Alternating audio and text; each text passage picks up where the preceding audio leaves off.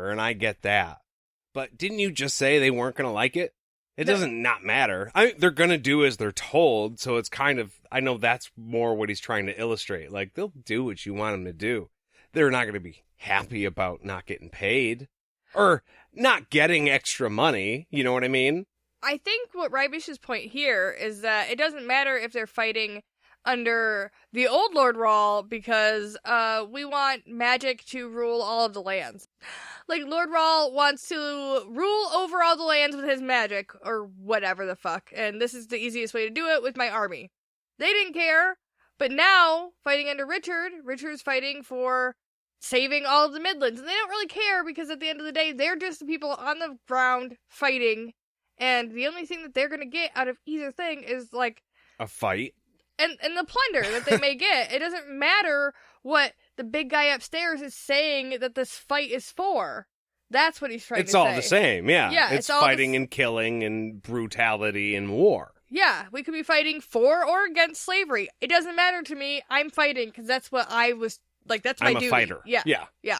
And Richard gets upset at this point because he's like, this is not, okay, you need to understand. He screams at him about how the Galean recruits had a reason. And that's why they were able to kill the butchers that went after Ebenesia. Rybish can't believe that it was those recruits. Yeah, the 5,000 guys is fucking crazy to him. He's like, no. Tactically, that does not make sense. And after the grisly reports he received, and what he knew about Riggs, he was like, there's no fucking way that the 50,000 men with Riggs were killed by such a small, unarmed... I want to say detachment. Untrained, I know that's a little bit different, but yeah. But it's true, and that's why reasons matter. That's what Richard's point is. Like, if you have a good reason, you can fight 50,000 people with 5,000. It's fucking possible. Well, and we talked about that before, too, with, like, who would you rather fight? The big burly motherfucker at the bar, or, like, a woman that you just kidnapped her child? Yeah. And you would pick the big burly guy every time, because that lady is gonna just... I don't want to use the term go crazy, because that's not actually what's happening, but you would have no defense. Like, none. Rip your face off. Yeah. She's just got a manicure? Oh. Slice you open. Hey, speaking of the bar, I was wondering if you wanted to go with me on a little beer break. Where are we going? Are we going to go right now? You want to drive?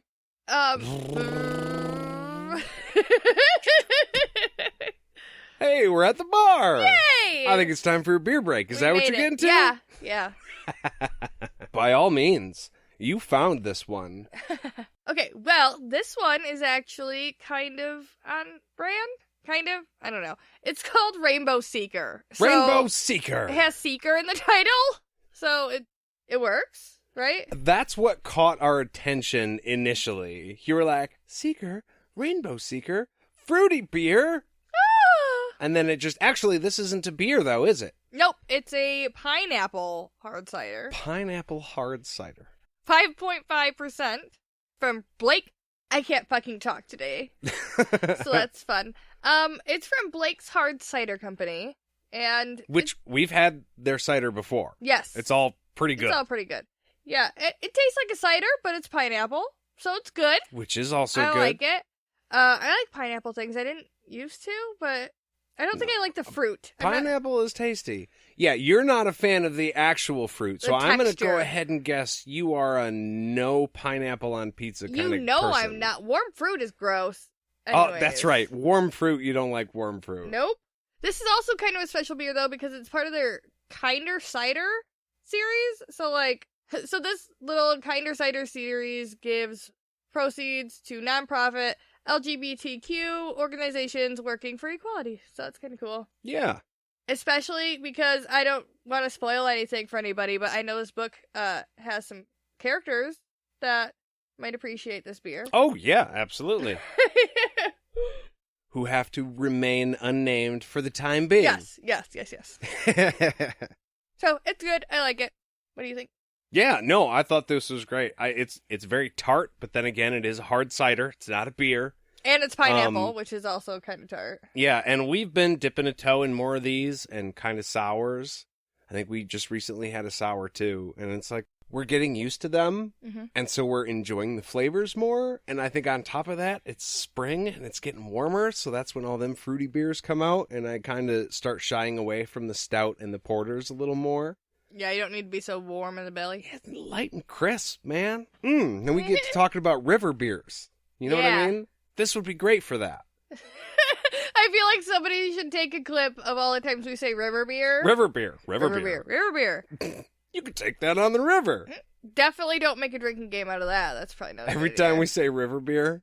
Yeah. Have a beer every time you see somebody drink a river beer on the river. Yeah. Oh, God. We would go through so much beer. There's no way we could do that. We would leave too much behind. Yeah, that's not possible. Just be falling out of the tubes. No. Anyways, we'll be back right after we grab another one of these, and we'll see you there.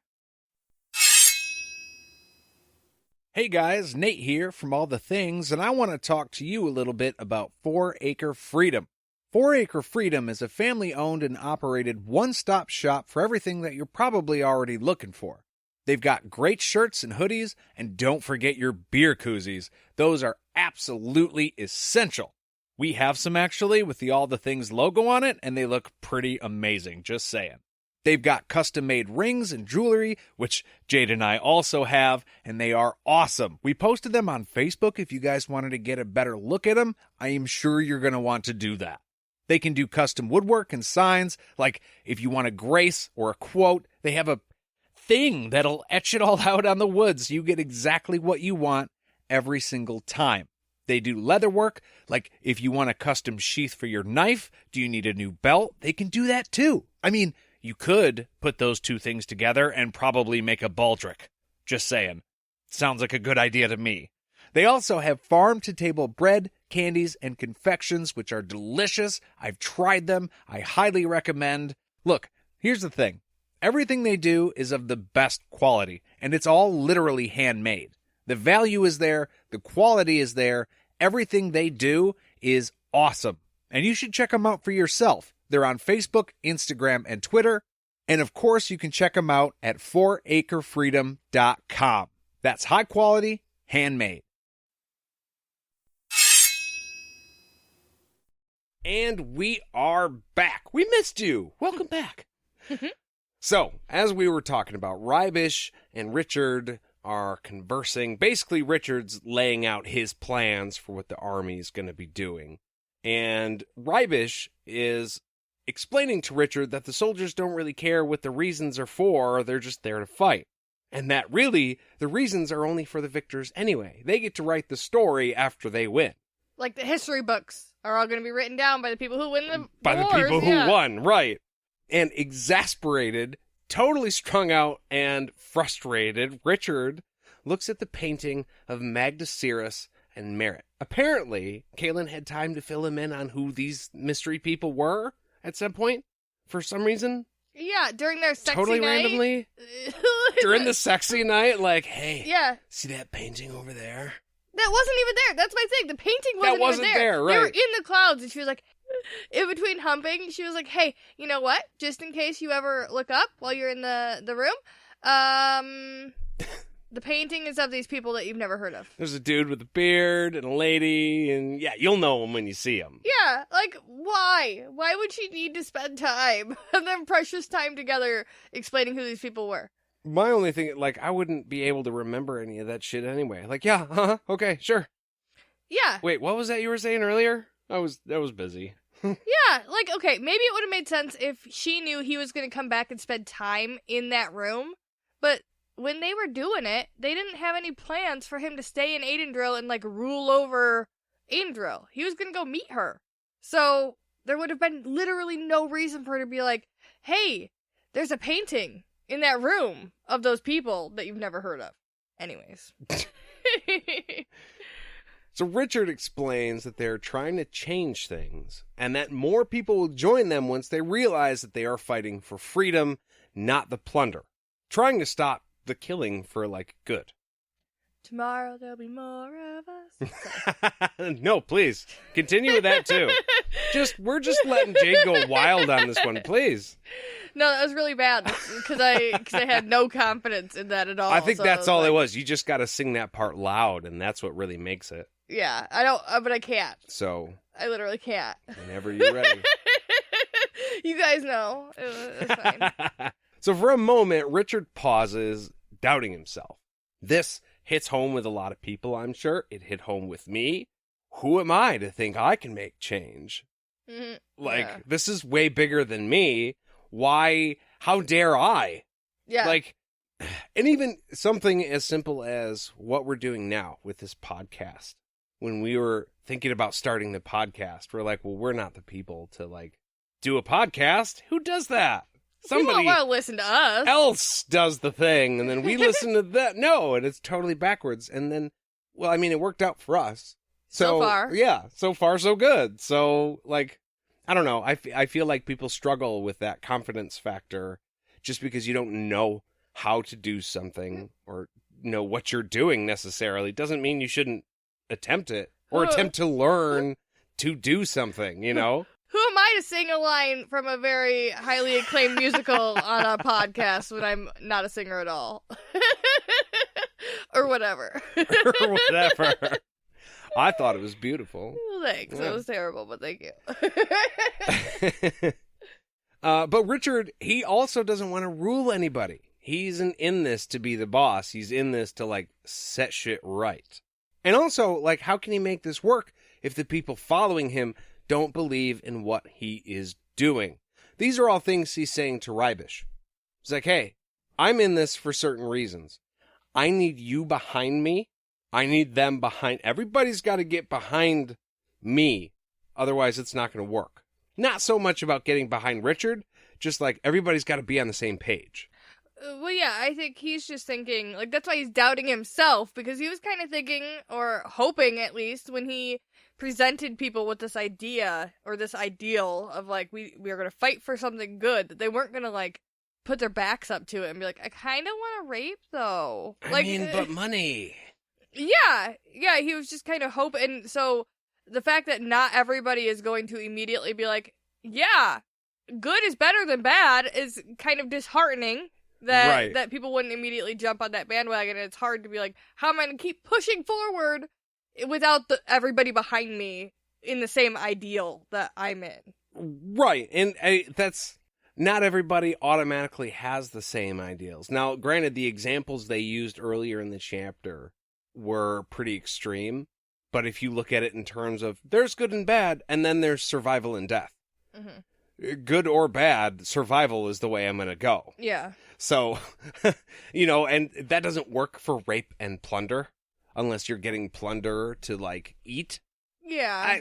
There's no excuse for rape, period. So you can't really defend that one, but you know what I'm saying? Yeah.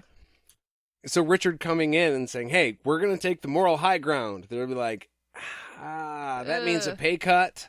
And that means I have to I don't know, have a moral system or a value system at all, which I haven't had until this point. That might be difficult. Change is hard even when you're not changing from bad habits to good. Right, but that's the thing with idealistic views like Richard has. Now, I'm not saying that this is a bad view. I'm just saying they're like that. One person can feel it wholeheartedly, and yes, it's a good idea. And see it so clear. And feel it so powerfully. And the next guy is going to be like, yeah, I mean, okay, but you're the boss.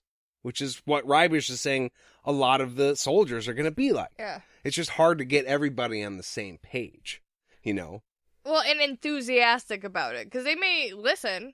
They may follow orders. But most of them are probably going to be like, my life is not as enjoyable. Even if it's not great things that they were doing as it was yesterday. Even if it's better for a cokehead or a heroin addict to stop doing the drug, it doesn't mean they didn't enjoy or feel better, quote unquote, when they were doing the drug. Right. Which, I mean, maybe is an extreme example, but you know what I mean? Well, it is extreme, but I think it illustrates the point very well. Yeah. Bad things can feel good, even if you shouldn't be doing them. Right. And even if you know they're bad. Yeah. Anyways, the the reason this is so important to Richard is because this is a top-down effect. Yeah. Rybish is the man that's in charge of all the other men, other